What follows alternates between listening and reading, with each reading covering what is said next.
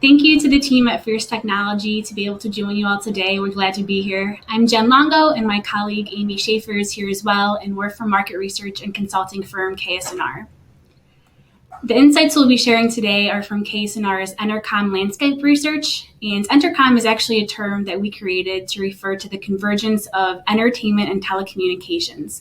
And the reason we began tracking the Entercom landscape is because we wanted to better understand the ecosystem of services, including social video, social media, online gaming, and podcasts, and a number of other services, as well as brand and purchase channels. For example, there's been significant growth in the streaming video service category over the past decade, with streaming services now displacing more traditional options such as pay TV. And this really changes the landscape of how consumers are spending their time watching content, as well as how they're spending their dollars. And it also presents an opportunity for brands to leverage a variety of platforms to reach target audiences. The insights we'll be sharing today also focus on generational differences, particularly among Generation Z, who's really changing how businesses think about and market to consumers. So before we get started, a few more details on the research. We collect 3,000 surveys each quarter among consumers ages 13 to 65 who use social media or video streaming platforms. And today we'll be reviewing insights from the second quarter of 2021. So consumers use a wide range of online platforms for entertainment. Here we show daily usage across 6 categories and how it varies by generation. And starting on the far left with social media, nearly 60% of baby boomers who use social media access social media on a daily basis. And this grows exponentially among the younger generations. It's highest among Gen Z with over 80% daily usage.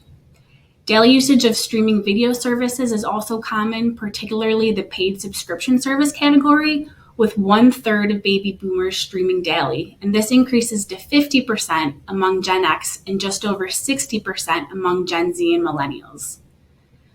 We also see that music streaming services and online gaming are popular, particularly among the Gen Z audience, but these still have a place among the older generations. And then podcasts or another form of entertainment with highest daily usage among millennials. So the question is, what does this mean for brands? Really, it can be a challenge in terms of how and where brands choose to spend advertising dollars to most effectively reach consumers. But it's also an opportunity for brands to reach different target audiences by differentiating their advertising across these platforms. We know that consumers use different platforms for various needs and moods, so tweaking content and messaging for each can be really important. We saw on the previous slide that daily usage of social media is common across generations. So thinking of things other than, scrolling social media feeds and posting comments, many consumers are turning to social media to also access video content. So here we show the percent that have watched videos on social media in the past 3 months. And this is across all devices, including smartphones. You can see social video has a substantial reach across generations, with nearly 70% of baby boomers watching social video. And this increases as we move into the younger generations, with over 90% of millennials and Gen Z watching social video. So with the popularity of social video, this does impact how consumers are allocating their time watching content across different service platforms. On the next slide, we see that consumers are spending over 4 hours per day watching video content. In fact, Gen Z spends closer to 5 hours. And how this time is split across the different service platforms also varies by generation.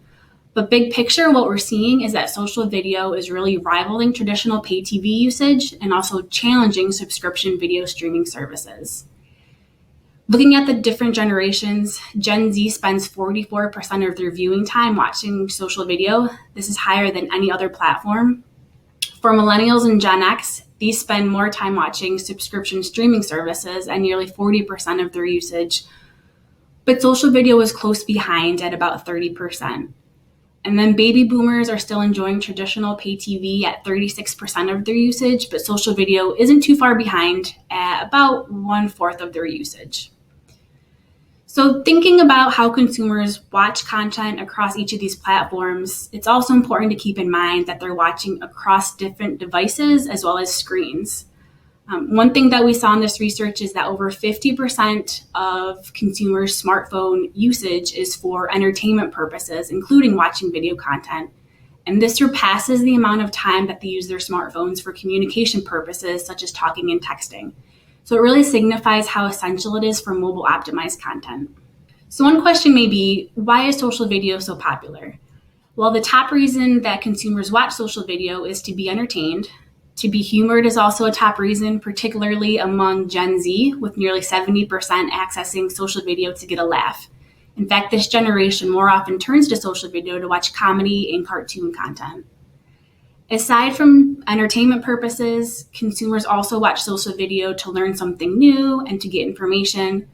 And over a quarter prefer social video because it has content that they can't get elsewhere, including user-generated content. Gen Z is significantly more likely than the other generations to view social video to keep up with the latest trends. So this includes watching content from vloggers and online personalities. And we'll get into more detail on this in a bit when we talk about the power of social media influencers. Here are the top platforms used to watch social video. You can see consumers most often turn to YouTube. Across the generations, over 70% have accessed YouTube recently.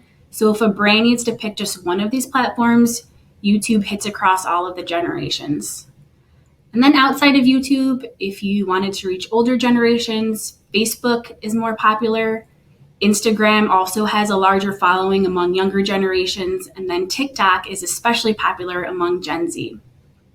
So looking at this mix, it will be interesting to see how it changes over time and also what new platforms might emerge. With multiple options out there for watching content, consumers choose social video over other platforms most often to access free content. This is mentioned by over 1/2 of users, and also for the variety of content.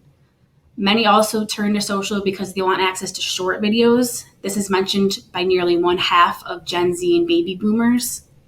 And then Gen Z stands out with about 40% preferring social video because the content is more personalized for them.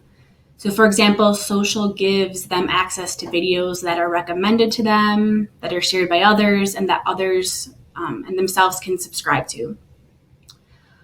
Thinking about this whole notion of personalization, it really is a key theme that we're seeing among the Gen Z audience.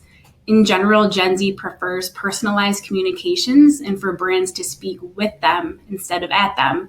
And they also prefer to see ads based on their online activities and interests. So it's really important for brands to keep this in mind when they're trying to reach Gen Z. Another top reason consumers choose social video over other platforms is to watch user-generated content.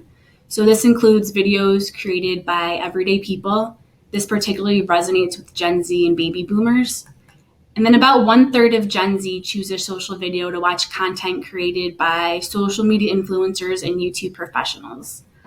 So what's interesting here is that we see consumers are twice as likely to choose social video to get access to content from everyday people and influencers compared to content from more traditional celebrities such as TV and movie stars. So this further signifies that consumers go to social for a more authentic experience. So I'll turn it over to Amy now to continue the conversation. Thanks, Jen. As Jen demonstrated, consumers are spending a lot of time on social media, and it's across multiple platforms. This gives brands and companies a lot of space to work within.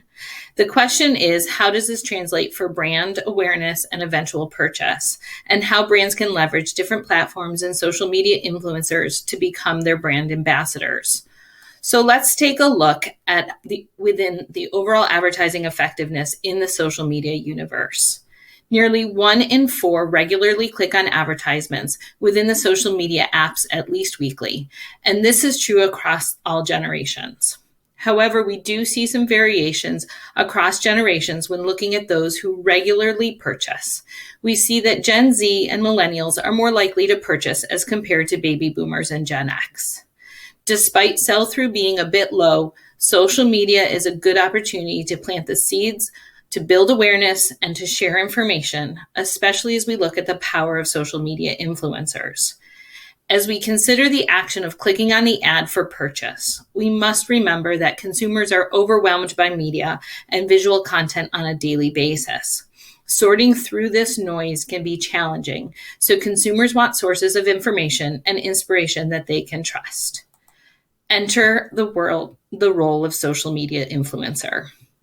Influencer marketing begins to rival traditional marketing, as we see in the slide below.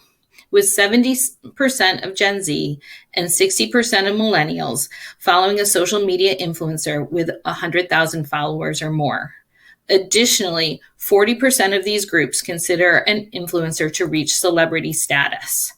And remember, as Jen shared earlier, these influencers or celebrities can be anyone. And more likely than not, they're everyday people sharing what they do and how they use products. So this content becomes even more relatable to the user. And as we see from the next slide, influencer endorsement has a strong impact on purchase decision. While slightly higher for millennials and Gen X, with close to 30% of those who follow influencers indicating an endorsement has had a significant influence on purchase decision. 1/4 of Gen Z and baby boomers also indicate a strong influence. So overall, across all the generations, the majority indicate some degree of influence to purchase. Brands must find a way to identify the influencers that overlap with their audience and carve out spend to locate and collaborate with them on the content they create, as this endorsement can translate into sales, especially among Gen Z and millennials, where 40% and 43% respectively indicate they have purchased merchandise after seeing that influencer endorsement. And for many, this translates beyond a single purchase to multiple ones. While we recognize that brands can benefit from partnerships with influencers, we are also aware that the effectiveness can vary by product category. Knowing who is most strongly influenced within each product category can further focus and increase the impact of these partnerships. Among all the product categories, sales of clothing and accessories and beauty products are driven most by influencers. Yet there are some unique high spots depending on what you're marketing and who you may want to target. Leveraging the right social media platform will enable brands to better focus spend on and message to their niche consumer target. As we have noted on the slide, we can see that these differences are many. For example, while over 45% of consumers buying clothing and accessories do so due to that endorsement, we see this jumping to 58% among Gen Z females. Likewise, 52% of Gen X males are likely to buy media, compared to 33% overall due to that endorsement. These are just a few highlights of the differences that we see, and there is an opportunity for brands to place their messaging within a specific platform so they can target individual consumer groups to most effectively leverage influencers and platform placement and ad dollars. As we've spent some time today looking at social media and video, we mentioned earlier that consumers are regularly on multiple platforms. And so I want to shift our focus to a couple of other platforms. First, let's take a deep dive into the online gaming platform, as this is another platform that's growing in popularity with broad reach, not just because many are gaming on a regular basis. When we look into this platform, we see that 84% of Gen Z and 68% of millennials have played within the last 30 days. And while smaller, as we look at the older generation, the number playing still remains sizable, with over half of Gen X and 4 in 10 baby boomers reporting use. What this means is that your customers could be engaging with this platform, and it can give you an opportunity for innovative and impactful advertising through in-game advertising to increase your brand's notoriety. So how can we optimize this? Well, one way is to understand in part what devices these gamers are using to interact with the platform. So you can choose the right in-game advertising format to differentiate yourself from the competition and reach that very specific audience. As the chart on the bottom shows, across generations, most time is spent playing on smartphones, presenting an opportunity for brands to deploy in-game ads, in-game apps, and needing to reach that broad audience. This further demonstrates the point that Jen made earlier, that smartphones are now more than just communication devices, and that we are using our phones more and more for entertainment. However, opportunities also lie in gaming consoles among Gen Z and millennials, especially with male gamers who are more likely to play with this kind of device. If you're looking to target baby boomers, perhaps you want to focus efforts on advertising for right size for computer or tablet. And not only can brands leverage the type of device, but also the type of gaming platform is important and will vary, as we see on this next slide. Subscription gaming services are particularly popular among Gen Z, which can give an opportunity for brand development that fits within these products. Even with most of the major gaming brands having their own service, there is opportunity for branding opportunities among PlayStation and Xbox Live communities. And now that we've touched on briefly on online gaming, I want to switch over to a different platform that, while smaller in terms of current use, has been growing over the past decade. We see podcasts having a solid base across generations, with over 61% of millennials listening within the last 30 days. Its reach extends beyond millennials, however, to Gen Z with 54% and Gen X with 44%, and even baby boomers with 32% reporting listening. We know from our data that listeners listen throughout the day, and this is further rivaling more traditional forms of entertainment. Additionally, listening varies by generation. Millennials and Gen X are more likely to listen to business, finance, and news podcasts, but Gen Z is listening to pop culture. The strength within this platform is in the data in the chart below, where we see that 60% of baby boomers continue to listen to the ads placed within a podcast. Likewise, we see that while it becomes less, younger generations, even 4 in 10 Gen Z and millennials are continuing to listen. And while we compare that to the information I shared earlier, this means podcast listeners are about twice as likely to listen to the ad versus the social media user is to click on the ad. And there's solid sell-through. 34% of Gen Z who listen to that ad are making a purchase, and 37% of millennials are doing the same. We see baby boomers is a little bit lower, but we also know from research that baby boomers are more likely to purchase outside of that online channel. And this group in particular listens to podcasts and uses online platforms to learn about what interests them. So this still becomes an educational experience through advertising. With all this said, this is a platform that can be effectively leveraged as a place where we are likely to see growth in the future. And now that we've looked at a couple of the other different platforms and learned about the role of social media influencers, I want to spend one moment before we close to refocus our attention on what consumers find important when choosing a brand, so we can give some insight into what is effective for this space. While price and quality are always going to be at the top of the list in terms of why you're choosing a brand, as this slide shows, after these attributes, consumers want brands that provide a fun and authentic experience. The nature of the social media platform and activities of influencers can help brands communicate this attribute. Brands can leverage the informality but broad reach of social media to showcase how they can support. As I leave you with these thoughts, I'm going to turn it back to Jen to briefly speak to our takeaways. Great. Thanks, Amy. So as we've shared today, we know consumers are using a number of services and platforms for entertainment, and brands can really leverage this variety and reach target audiences through differentiating their advertising formats across platforms, such as social media, social video, online gaming, and podcasts. We also spoke about influencers who are really carving out a meaningful place in the broader marketing ecosystem. Influencers know how to engage their audiences, and they're trusted by their followers.